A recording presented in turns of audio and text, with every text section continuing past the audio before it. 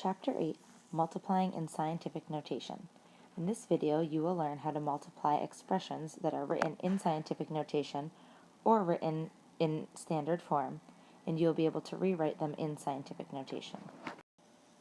Before we begin, it is important to remember a few important things about multiplication. The first thing is that it is commutative.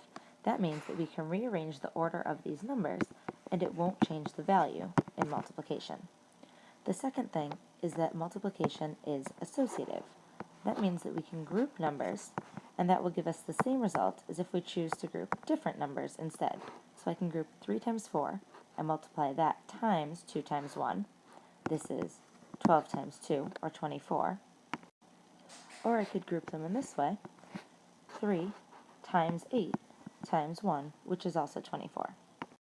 The second important thing to remember is that when we are multiplying exponents with like bases, we add the exponents, because this is saying x times x times x times x times x times 2 more x's, so we add the 5 and the 7 2. The same will hold true in scientific notation when we have 10 to the 5th times 10 to the 2nd, for example, which will be 10 to the 7th. Open your foldable to the flap that says Multiply Numbers in Scientific Notation. In this video, we will complete the examples under multiplication, and then you will be asked to try examples 1 and 2 in the left side of your ISN practice.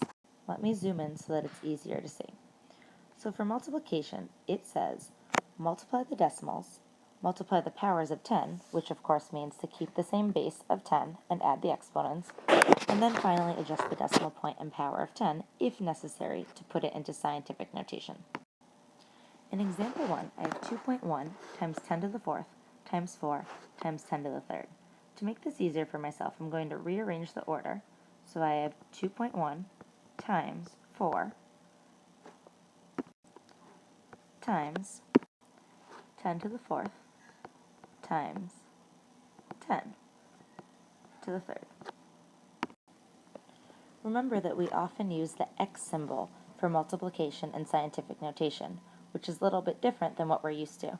You can also use the dot if you prefer, just be careful not to mix it up with your decimal point. So in blue, I have 2.1 times 4, and I can do that in my head or do it off to the side. 2.1 times 4 is 4 times 1, or 4, 4 times 2, which is 8, and then because I have one spot to the right of my decimal point, I move my decimal point in one place, which is 8.4. I always check to make sure it makes sense, which it does, because 2 times 4 is 8, and I should be around there. Then, of course, I have 10 to the 4th times 10 to the 3rd, which is 10 to the 7th.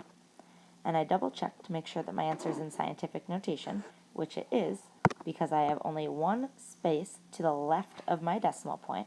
So this is my final answer, 8.4 times 10 to the 7th. As a side note, we could have done this out in standard notation, but that would take a lot longer. We would have 21,000 times 4,000, which isn't too bad to do, but if that had been a 10 to the 20th or something like that, we wouldn't want to write it out. We could do this multiplication, and we would get the same thing. Again, we get 84 million, but this is a whole lot of work for something that could be done much more efficiently. Now let's move on to example 2. Again, we're going to multiply the 20 times 6, and then the 10 to the 15th times the 10 to the 11th. You can either rewrite it in this order, or you can do it in your head. 20 times 6 is 120, and 10 to the 15th times 10 to the 11th is 10 to the 26, because I add the 15 and the 11. Now this time, we do not have an answer written in scientific notation, so I need to move my decimal point from next to the 0 2 places to the left, so that I have 1.2. But if I divide by a power of 10 twice, then I need to add 2 to my exponent of 26. So my final answer is 1.2 times 10 to the 28th. And this certainly is a much bigger number than you would want to multiply out, so it is much more efficient to do it using our method for scientific notation. Now try examples 1 and 2, and we'll go over them tomorrow.